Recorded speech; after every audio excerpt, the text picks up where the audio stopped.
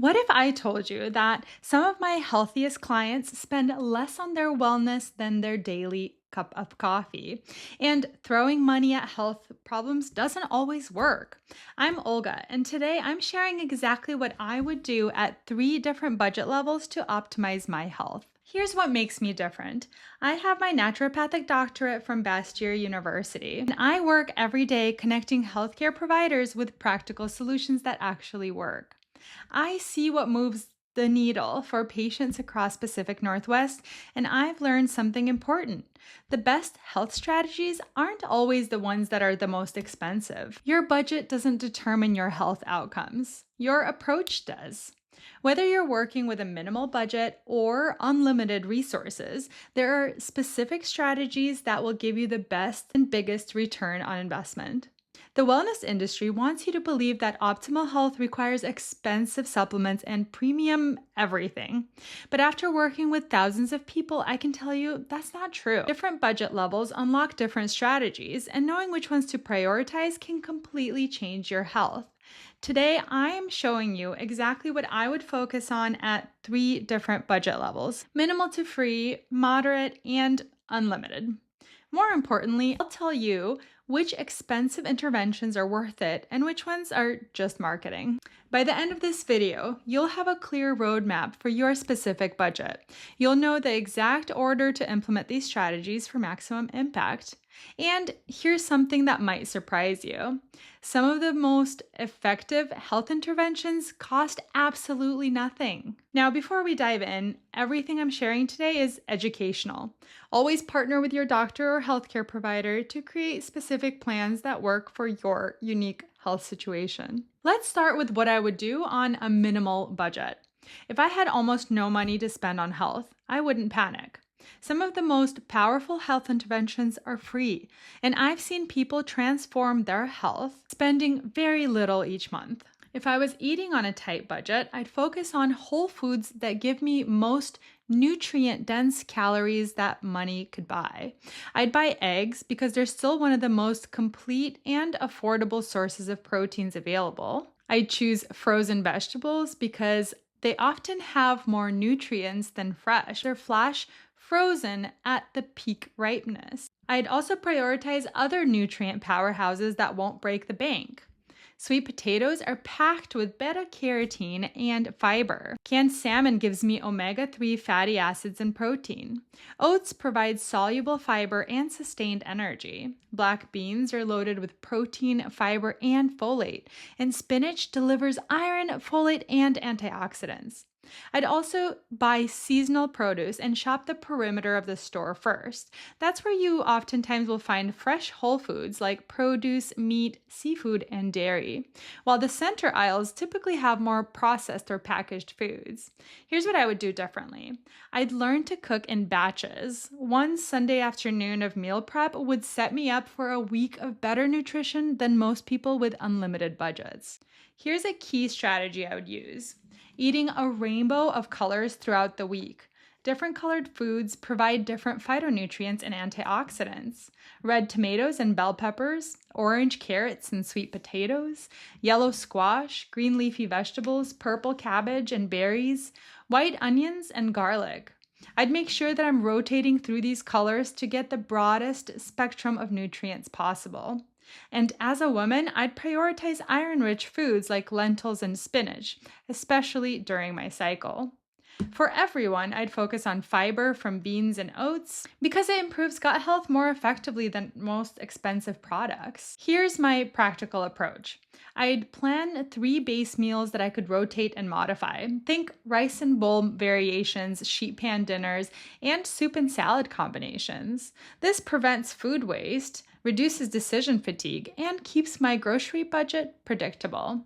For exercise, I'd use the best gym membership that costs $0 and is available 24/7. I do body weight exercises, walk daily, and use YouTube workouts. I'd start simple: push, pull, squat, and carry movements 3 times a week, plus daily walks. I'd also consider downloading apps like Nike Training Club because it's completely free and offers structured programs. I check my local library for fitness collections and look for free outdoor fitness classes in my city. I'd focus on consistency over complexity. If time was my limiting factor, I'd do high intensity intervals. 20 minutes of focused movement beats an hour of half hearted exercise every time.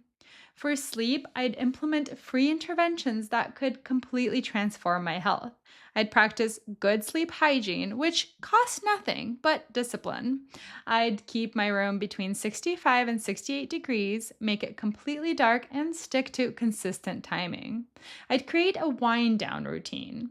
No screens 1 hour before bed, and I'd try to get in some gentle stretching or reading. I'd remember that my circadian rhythm responds to consistency, not expensive supplements. For stress management, I'd use techniques that cost nothing but work immediately. I'd practice deep breathing using the 4-7-8 technique. Inhale for 4, hold for 7, exhale for 8. I download free meditation apps like Insight Timers with thousands of guided sessions. I'd walk in nature, which I'm already doing for exercise because it's one of the most effective stress reducers available. And if I could only afford a few supplements, I'd choose vitamin D3, magnesium, and a quality multivitamin. This covers a lot of the common deficiencies that we see. I'd buy generic versions from reputable companies because they can work just as well as premium brands. I'd take vitamin D3 because it's crucial, especially here in the Pacific Northwest where we don't get enough sun. I'd take magnesium to help with sleep and stress and muscle function. I'd use a basic multivitamin to fill in nutritional gaps from my budget-conscious diet. Store brands often use the same manufacturers as premium brands, but cost significantly less. Here's exactly how I'd implement these strategies. Week 1, sleep hygiene and daily walks. Week 2, add basic meal planning and body weight exercises. Week 3, introduce stress management techniques. And week 4, add supplements if budget allows. This gradual approach prevents overwhelm and builds sustainable habits. I'd remember that consistency beats perfection every time. Now, let me tell you what I do with a moderate budget. I wouldn't just maintain my health, I'd optimize it. This budget level would unlock targeted interventions that could accelerate my results significantly. For nutrition, I'd invest in organic produce for the dirty dozen fruits and vegetables that have higher pesticide residues. I'd buy grass-fed meats, wild-caught fish, and pasture-raised eggs for better nutrient profiles. I'd expand my nutrient-dense whole foods arsenal, avocados for healthy fats and fiber, blueberries for antioxidants and brain health, sardines for omega-3s and calcium, walnuts for omega-3s and protein. These foods are incredible nutritional value per calorie. I'd still focus on eating that rainbow of colors, but now I could afford higher quality versions and more variety. Organic berries, grass-fed beef, wild-caught salmon, and a wider array of colorful vegetables and fruits throughout the week. I'd consider a high-quality protein powder, especially if I was active or struggling to meet my protein needs through food alone. I'd add specific superfoods like berries, nuts, and seeds that pack serious nutritional punch. If time was my constraint, I'd use services like Thrive Market for pantry staples or services like Cook Unity for prepared meals, being selective with my choices. I'd prioritize adding at least 2 seafood meals per week for those omega-3 fatty acids, and I'd choose high-protein meals with plenty of vegetables. If a meal was lower in vegetables, I'd add steamed veggies on the side. These services often work out to be cost neutral when I factor in reduced food waste and time saved. My supplement strategy would get more sophisticated in this budget level as well. I'd add omega-3 fatty acids from algae or fish oil, probiotics for gut health, and adaptogenic herbs for stress support. Here's where I'd also add creatine, especially if I was doing any strength training or high intensity exercise, but we now know that it's also really good for your brain. Creatine is one of the most researched supplements for improving exercise performance and muscle recovery, and it's relatively affordable. As a woman, I'd also consider iron if I was deficient, and B complex vitamins for energy and hormone support. For men, I'd look at zinc to support testosterone and immune function. This is where I would focus on quality. I'd choose supplements with better absorption, like magnesium glycinate, instead of magnesium oxide, and I'd work with my healthcare provider to determine what's right for my specific needs. I'd get a gym membership or set up home equipment. I'd focus on functional fitness equipment. Resistance bands, kettlebells, or a suspension trainer would give me the most exercise variety per dollar spent. I'd invest in recovery tools because they become more important as I increase training intensity. A foam roller, a lacrosse ball for trigger points, and perhaps a heating pad to prevent injuries and improve performance. This budget level would allow me to do basic functional testing to guide my interventions. I'd start with a complete metabolic panel, vitamin D, B12, and thyroid function. I'd work with my healthcare provider to interpret these results and create an action plan. As a woman, I'd do hormone testing around day 21 of my cycle to check progesterone and estrogen balance. Men would look at testosterone levels to guide targeted interventions. I'd also remember that testing is only valuable if I act on the results, and I'd work with a functional medicine practitioner or use the results to guide my supplement and lifestyle choices. I'd invest in my sleep environment. Blackout curtains, a quality pillow that supports my sleep position, and perhaps a white noise machine. I'd get a sleep tracker for valuable data about my sleep patterns, though many smartphones already have basic tracking built in. I'd focus on trends rather than daily variations. I'd consider premium meditation apps like Headspace or Calm, or invest in stress reduction tools like massage gun, essential oils, or regular massage therapy. This might be where I'd invest in therapy or counseling if stress was significantly impacting my health. I'd check if my insurance covers mental health services. I wouldn't upgrade everything at once. I'd prioritize based on my biggest health challenges. If energy was my concern, I'd focus on testing and targeted supplementation first. If stress was my issue, I'd invest in stress management tools first. I'd track what I implement and measure results before adding more interventions. I'd work closely with my healthcare provider through this entire process. Now, let me share what I would do with an unlimited budget. With unlimited resources, the game would change completely. I wouldn't just optimize my health, I'd personalize everything and access cutting edge interventions. But here's what I've learned: more expensive doesn't always mean more effective. This is where I'd invest in advanced testing, comprehensive hormone panels, genetic testing, and more. I'd work with my healthcare team to interpret all this data and create truly personalized protocols.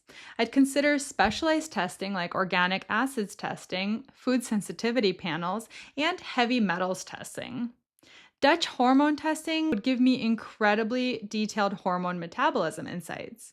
With this data, I'd create a truly personalized protocol with my healthcare provider. Genetic testing might reveal I need higher doses of certain nutrients, or that I metabolize caffeine slowly, for example, and should avoid it after noon. I'd source the highest quality of foods: grass-fed, pasture-raised, organic, locally sourced when possible.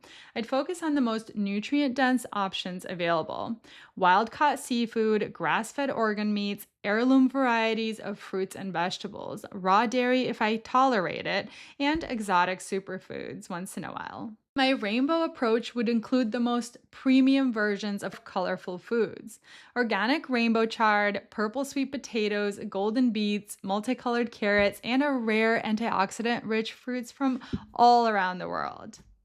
I'd work with nutritionists to create meal plans based on my genetic profile, activity levels, health goals, all coordinated with my primary healthcare provider. My supplementation would also become highly targeted and often involve forms that are not available in standard supplements: liposomal nutrients for better absorption, peptide therapies, and pharmaceutical-grade nutrients, all under medical supervision. I definitely include high-quality creatine as a part of my performance and recovery protocol. I'd work with my healthcare provider to explore specialized formulations based on my specific needs and testing results. I'd access advanced wellness technologies like infrared saunas, hyperbaric oxygen therapy, cryotherapy, red light therapy devices, and advanced sleep optimization systems. I'd use continuous glucose monitors to understand how different foods affect my blood sugar, even if I wasn't diabetic. Heart rate variability monitors would give me detailed stress and recovery data.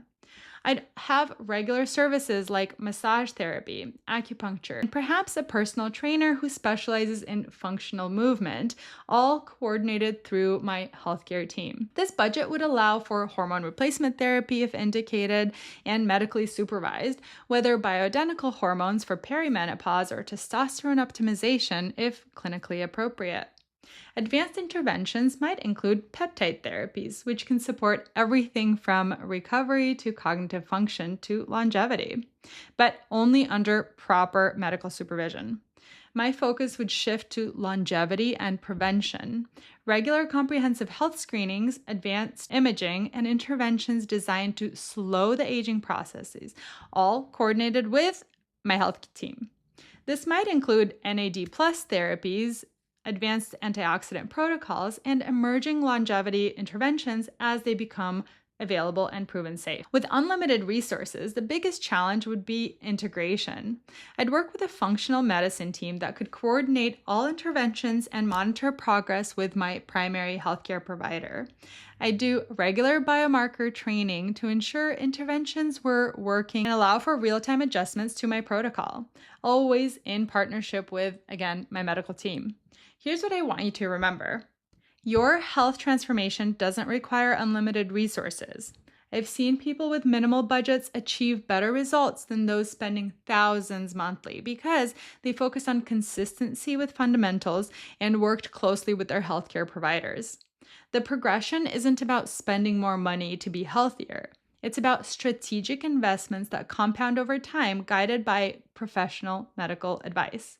Every budget level builds on the previous one, but the foundation remains the same: whole foods, regular movement, quality sleep, and stress management. Regardless of your budget, these principles apply. Consistency beats perfection, and basics done well outperform advanced interventions done poorly. Your body responds to sustainable changes, not expensive quick fixes. And most importantly, partner with your healthcare provider to create a plan that's right for you. The most expensive intervention in the world won't help if you're not sleeping, moving your body, or managing stress effectively. And it definitely won't help if it's not for your specific health situation. Here's exactly what I would recommend that you do next. First, honestly assess your current budget and health priorities. Start with Tier 1 interventions, regardless of your budget, because they're the foundation that everything else builds on. Second, schedule time with your healthcare provider to discuss health goals and create a personalized plan that fits your budget and health needs. Third, choose one area to focus on for the next 30 days. Don't try to optimize everything at once. If sleep is your biggest challenge, implement all the sleep strategies for your budget level before moving on, and discuss sleep issues with your doctor. Fourth, make sure that you're tracking your progress. Use simple metrics like energy levels, sleep quality, and how you feel overall. Share this data with your healthcare provider to guide your next investments. I'm building a community of people who believe optimal health should be accessible, regardless of budget. Drop a comment below telling me which budget tier you're starting with and what your biggest health challenge is right now. If you found this helpful, subscribe for more evidence-based health strategies that work in real life. I post weekly content translating complex health concepts into practical strategies that you can actually implement with your healthcare team. Remember, your healthcare journey is unique, but you don't have to figure it out all alone. Whether you're starting with free interventions or have unlimited resources, the goal is the same: sustainable strategies that help you thrive, guided by professional medical advice. Thank you for watching, and I'll see you in the next video where we dive deeper into these budget tiers depending on what you tell me you want to learn about.